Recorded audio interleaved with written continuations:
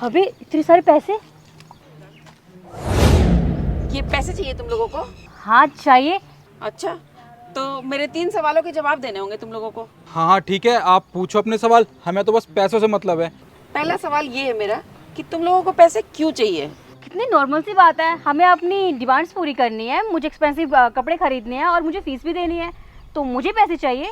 और आंटी ये ना मेरी कार है, ये ना बहुत पुरानी हो गई है, तो अब मेरा मन भर गया है इसमें बैठने से। तो मैं सोच रहा था अगर आप ये पैसे मुझे दे दोगे ना तो मैं एक नई कार खरीदूंगा बढ़िया, और उससे कॉलेज जाने में भी मज़ा आएगा। और आंटी मेरा ना फ़ोन ख़राब हो गया है, और वैसे भी क्लासेस लेने के लिए फ़ोन तो ज़रूरी है ना, तो मुझे तो नया फ़ोन चाहिए, और इतने में तो आराम से आ जाएगा मेरा नया फ़ोन। और तुम्हें तुम्हें नहीं चाहिए? नहीं आंटी, मुझे ये पैसे नहीं चाहिए, मुझे स्कॉलरशिप मिलती है, और रही बात मेरे खाने खर्चे की तो उसके लिए मेरे पेरेंट्स हैं।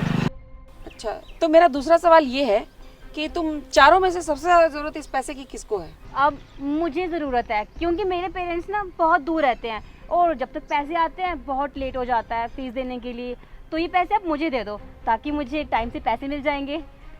नहीं नहीं आंटी, ये झूठ बोल रही है। अरे इसका बाप बहुत अमीर है, इसको पैसों की क्या ज़रूरत। पैसों की ज़रूरत तो मुझे सबसे ज़्यादा है। मैंने आपको बताया ना, मेरी गाड़ी बहुत दिक्कत देती है आंटी, मुझे तो कई बार ना कॉलेज पैदल चल के जाना पड़ता है, इसलिए ना ये पैसे आप मुझे दे दो।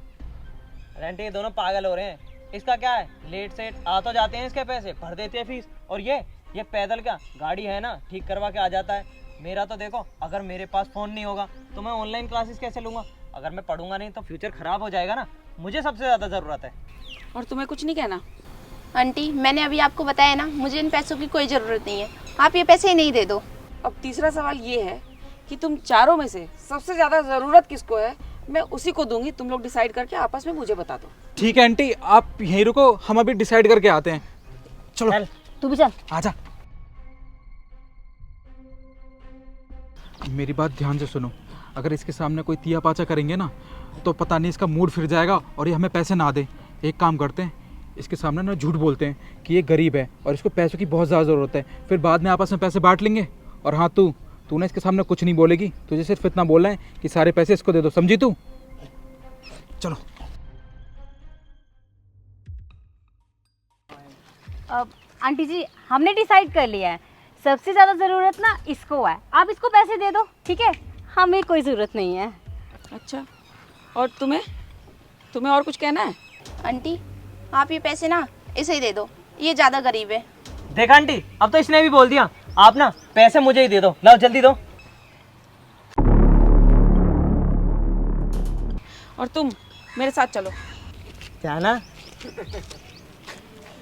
यार अब इतने सारे पैसे आ गए, एक काम करते हैं, इनकी ना पार्टी करते हैं, गाड़ी में बैठो। हाँ चलो। सही कह रहा है। चल।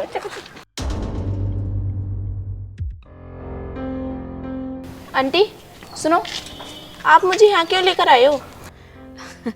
यहाँ मैं तुम्हें इसलिए लाई हूँ, ये कंपनी देख रही हो, एसएस प्रोडक्शन, इसकी मैं ओनर हूँ। मैं चाहती हूँ कि तुम इस कंपनी में मैनेजर बनो। आंटी लेकिन हम चारों में से आपने मुझे ही क्यों चुना?